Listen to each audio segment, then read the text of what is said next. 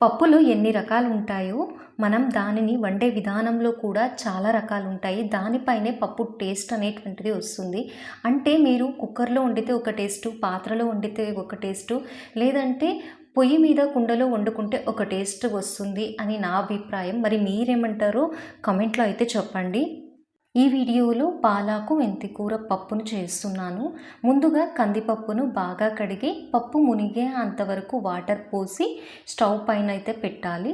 పప్పు 90% కుక్ అయిన తర్వాత పాలాకు, మెంతాకు, వంకాయ ముక్కలు, ఆనియన్స్, గ్రీన్ చిల్లీ, ఎల్లుల్లిపాయ ఇలా మీకు కావాల్సిన వెజిటేబుల్స్ అన్నీ వేసి బాగా కలిపి మూత అయితే పెట్టాలి.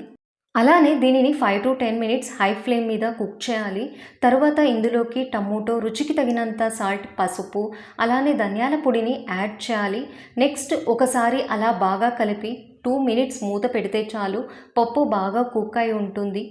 మనం పాత్రలో కుక్ చేసుకునేటప్పుడు అన్ని వెజిటేబుల్స్‌తో పాటు టమోటోను యాడ్ చేస్తే టమోటో అనేటువంటిది తొందరగా ఉడుకుతుంది.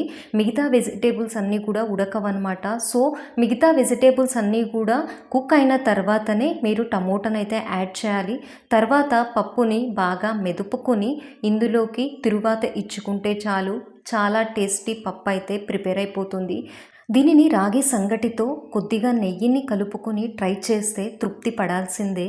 మరి మీరు పప్పును ఎలా వండుకుంటారో కమెంట్ అయితే చేయండి. Thank you.